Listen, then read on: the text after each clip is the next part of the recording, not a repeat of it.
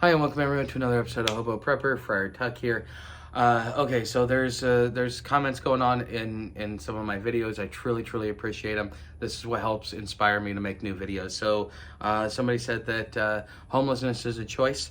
This is in no way a knock on anybody that's made a comment. I'm not coming after you. I'm not offended. I'm not angry. Any of that stuff, because the thing is, once you've lived it, you know the truth, and you know those that have never lived it are just, they're talking out their ass. They act like they know that something that they don't. And in reality, if you look at what's going on with homelessness, it is really just another aspect of the post-Civil War war that the government has had on its people. I mean, they have done everything from switching us from a republic to a corporatocracy, from being in sound money with gold and silver to confiscating and criminalizing it, all the way down to the surveillance and all the other stuff that they've done. So to make a statement that this is just another aspect of the government's war on its people, it cannot really be considered that far-fetched. With that being said, you might be asking, well, how is homelessness a war on its people? And in some ways, what I will say is that I think that homelessness is a direct result of the war on children through the pharmaceutical companies trying to get all these kids on all these different medications, so that as they become adults, then they can take another conglomerate of medications and be dependent on the pharmaceutical companies. In a lot of ways, our children are being damaged in the name of greed and power. I would like to remind you of the ADHD epidemic that we had in the early 2000s and late 90s, where these teachers and these parents are like, well, my kid's rambunctious, he's this, he's that, and so the doctors, without doing any real research, just started prescribing these kids medication for ADHD and giving them a diagnosis. Years later, we would find out the only way that you could technically diagnose ADHD is through a brain scan, is because it has to do with brain activity.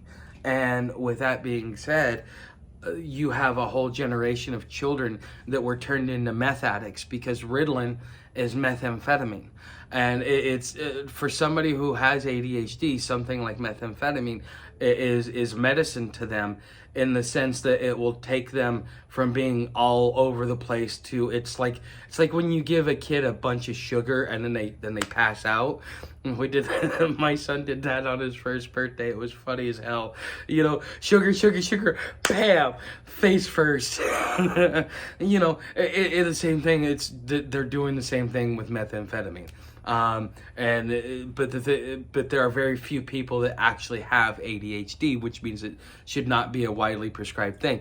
Well, now you have these children that were prescribed with ADHD who are ending up in the judicial system, because it turned a lot of them angry. I've met a few where they were kicked out of their home because the medication that they were being wrongly prescribed was making them aggressive. And so now you've got a kid out on the streets who's through no fault of his own. Did he make a choice? No. This is very common out there.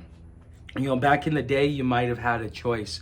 20 years ago, 30 years ago, you might have had a choice, but the choice is not really there anymore, because what the judicial system is doing through the legislative process. So our politicians want us to be these upstanding citizens. We keep hearing about the social credit score.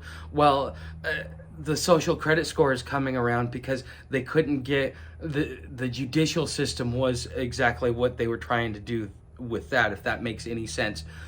So you take things that are not normally criminalized and you turn them into a criminal act, and then you take the penalty, which should be nothing more than a slap on the wrist, and turn it into a felony. Now that person cannot own guns. That person, their work opportunities are taken away, and so on and so forth. And these are just for simple things, things that, for example, defending your own property.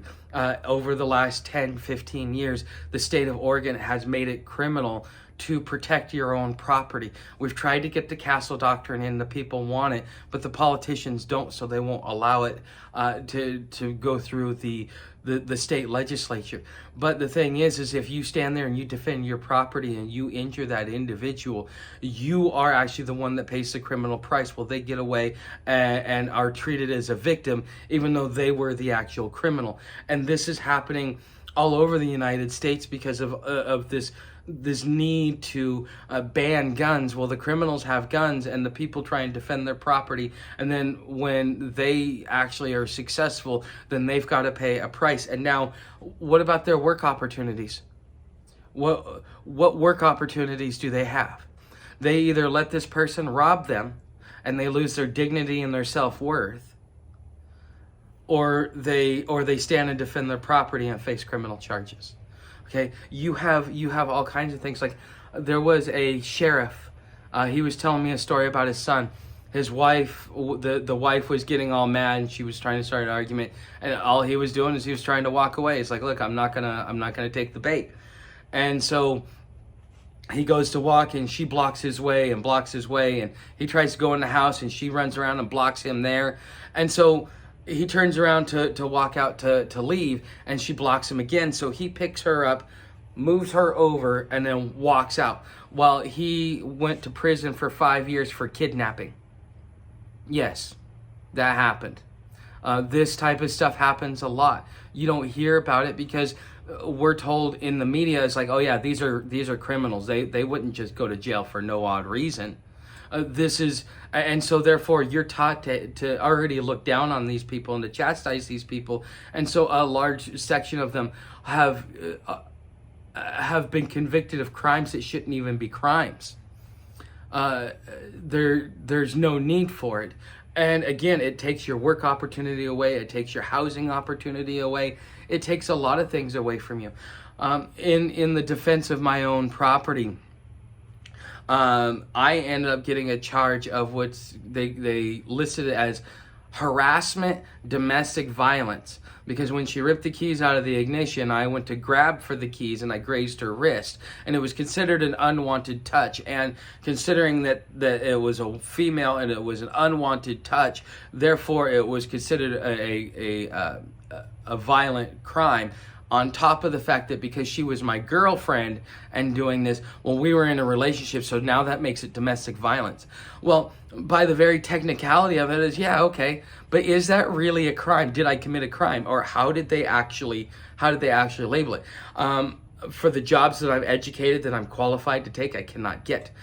For places of housing or employment, and even in simple jobs, like I can't even go work for Domino's because I'm a violent criminal. I've never committed a violent act in my life, but I'm considered a violent criminal.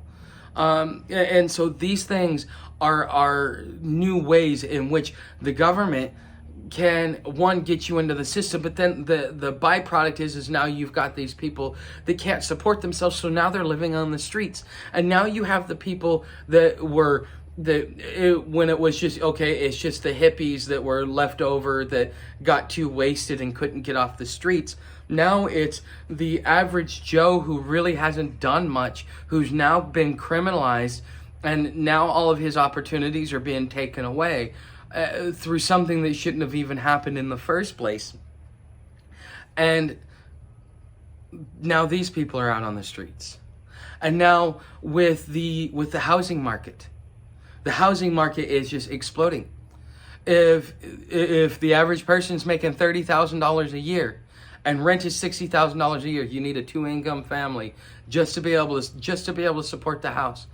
If you ever become single, you cannot afford a place. So now you're being forced through economic circumstances either to stay in a relationship that you don't want, to rely on a separate income that you really didn't want to have to rely on, or you have to go out and you're going to end up sleeping on a street corner because you decided that you're done with the relationship, but now you can't afford a place to live. And with the rising costs of energy, of fuel, of goods, of transport, and everything else like that, how at a certain point you've got to start acknowledging that homelessness is not a choice. There are so many things that are happening around us that are that are creating these situations to where the choice is being made for us. Yeah, oh yeah, I could stay in that relationship. But what if that person's toxic for you? What if that person is actually doing more damage than good? In the sense that they make you resent life, they make you resent being around them. You don't want to be around them. And then what happens if, because you're stuck in that situation, now all of a sudden you become aggressive, you become violent, because you have no other way to survive other than to rely on somebody that you don't even want to be around. These are the conundrums that people are being put in.